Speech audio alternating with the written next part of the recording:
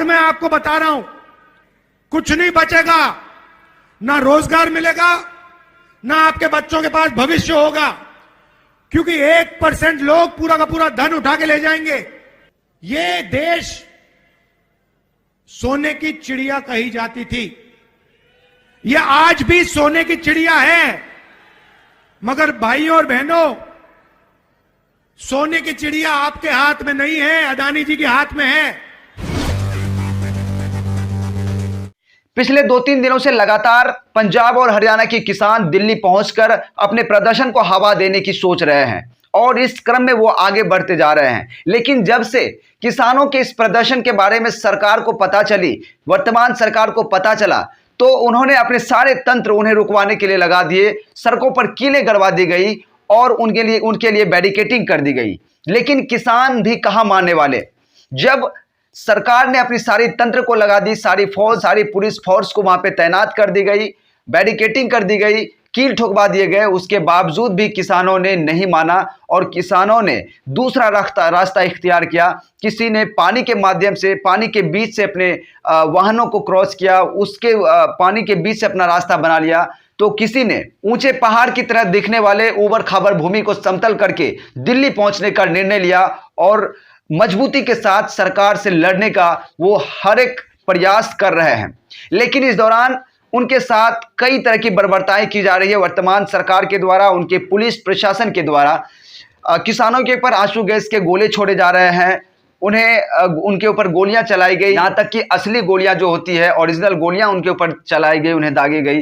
कई किसान इसमें घायल भी हुए। इससे पिछली बार भी जब किसान प्रदर्शन कर रहे थे तो न जाने कितने किसानों की इसमें मृत्यु हो गई थी, कितने किसान शहीद हो गए थे, जिसके बाद सरकार उन्हें आश्वासन दी थी कि उनकी मांगों को पूरा किया जाएगा। लेकिन फिर भी सरकार कहने के बाद भी अपने वादे से मुकर गई और उनकी मांगों को पूरा नहीं की, जिसकी वजह से किसानों ने एक बार फिर से प्रदर्शन करने का मन बना लिया है और एक बार फिर से दिल्ली में आकर वो जबरदस्त प्रदर्शन करने वाले थे। लेकिन सरकार उसे रोकने का अथक प्रयास कर रही है। जो किसान संगठन है वो भी मजबूती के साथ उनसे लड़ रही है और वो अपने प्रदर्शन को हवा दे रही है।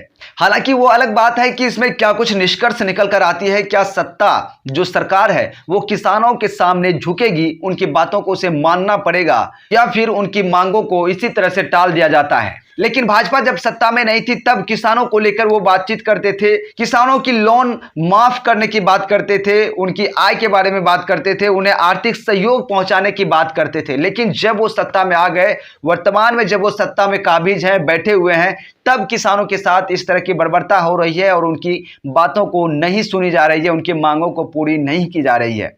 तो इससे ये बात तो स्पष्ट हो जाती है कि सत्ता के लिए भाजपा सरकार कुछ भी कर सकती है, क्योंकि इसी तरह के छोटे बड़े वादे करके वो सत्ता में आई है और जब सत्ता में आई है तो उनकी आवाज को कुचलने का भरसक प्रयास किया जा रहा है। उसके ऊपर आंसू गैस के गोले छोड़े जा रहे हैं, उन्हें गोलियां उनके ऊपर चलाई जा रही है।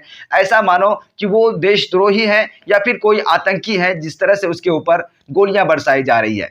तो ये कहीं ना कहीं हमारे देश के लोकतंत्र को ताक पर रखकर की जा रही है। हमारे देश से धीरे धीरे लोकतंत्र को खत्म किया जा रहा है। लेकिन इस लड़ाई में, इस मुहिम में जो किसानों ने जो एक लड़ाई छेड़ी है, जंग छेड़ी है सरकार के खिलाफ, उसमें कई तरह के नेता, अलग अलग दल के नेता उनका समर्थन कर रहे हैं। जिस प्रकार से पिछले दिनों राहुल गांधी ने भी घायल किसानों से बातचीत की थी, उन्होंने कहा था कि हम हमेशा आपके साथ हैं और जो हमसे सहयोग हो पाएगा हम बिल्कुल करेंगे। और इसी को लेकर राहुल गांधी ने आज एक बड़ा ऐलान कर दिया। उन्होंने कहा कि जो वर्तमान सरकार है वो अंग्रेजों जैसी रणनीति अपना रही है, वो अंग्रेजों की तरह से देश में लोगों के ऊपर कहर ढा रहे हैं, किसानों के ऊपर कहर ढा रहे हैं, उनकी आवाज़ को दबाने का कोशिश कर रहे हैं। वो चाहते हैं कि सरकार से, सत्ता से कोई सवाल ना पूछे, लेकिन किसान उससे सवाल पूछ रहे हैं, अपनी मांगों को मांग रहे हैं, तो उन्हें बुरा लग रहा है, इसलिए वो किसानों के साथ इस तरह की बर्बरता कर रहे हैं। साथ ही उन्होंने कहा कि हम अगर सत्ता में आते हैं, अगर कांग्रेस पार्टी सत्ता में आती है तो किसानों की लोन जो है कर्ज माफी की जाएगी, उनकी जो मांगे हैं, जो एमएसपी कानून है वो कांग्रेस पार्टी उनके लिए करेगी। तो पहले राहुल गांधी का वो बयान सुनिए कि आखिर उन्होंने क्या कहा है। ये देश सोने की चिड़िया कही जाती थी, ये आज भी सोने की चिड़िया है, मगर भाइयों और बहनों, सोने की चिड़िया आपके हाथ में नहीं है, अडानी जी के हाथ में है। इसीलिए जाति जनगणना से सबको पता लग जाएगा कि पिछड़ों के पास कितना धन है, आदिवासियों के हाथ में कितना धन है, गरीब जनरल कास्ट के हाथ में कितना धन है, और ये 1% लोग, अरबपति लोग, बड़े बड़े ब्यूरोक्रेट्स, इनके हाथ में कितना धन है। दूध का दूध, पानी का पानी हो जाएगा। ये भाइयों और बहनों क्रांतिकारी कदम है। आजादी जैसे हुई थी, क्रांतिकारी कदम, सफेद क्रांति, हरी क्रांति, कंप्यूटर रेवोल्यूशन, बैंक नेशनलाइजेशन, वैसा ही एक क्रांतिकारी काम है। और मैं आपको बता रहा हूं, कुछ नहीं बचेगा, ना रोजगार मिलेगा, ना आपके बच्चों के पास भविष्य होगा, क्योंकि 1% लोग पूरा का पूरा धन उठा के ले जाएंगे।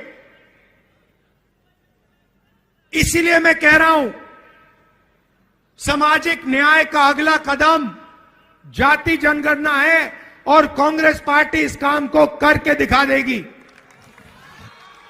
कुछ ही दिन पहले हमने एक ऐतिहासिक कदम उठाया।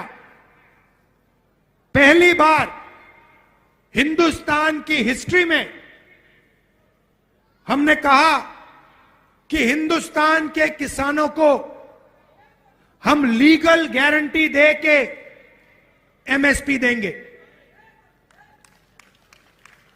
कानूनी गारंटी वाली एमएसपी कांग्रेस पार्टी हिंदुस्तान के हर किसान को देने जा रही है। ऐतिहासिक काम है। तो देखा आपने कि राहुल गांधी ने किस प्रकार से किसानों को सांत्वना दे रहे हैं और वर्तमान सरकार पे सवाल भी उठा रहे हैं और उन्हें बता रहे हैं कि सरकार को इस पर ध्यान देना चाहिए। यदि सरकार ध्यान नहीं देती है और अगर अगले चुनाव में अगर सरकार में राहुल गांधी आते हैं या कांग्रेस पार्टी आती है सत्ता में, तो किसानों की इस मांगों को यकीनन पूरा की जाएंगी। हालांकि इसको लेकर के आपकी क्या प्रतिक्रिया है, अपनी प्रतिक्रिया कमेंट बॉक्स में जरूर लिखें। चैनल पर नए हैं, चैनल को सब्सक्राइब कर लें, बेल आइकन को दबा दें, वीडियो को लाइक करें, शेयर जरूर करें। वीडियो को अंत तक देखने के लिए बहुत बहुत धन्यवाद, बहुत बहुत शुक्रिया।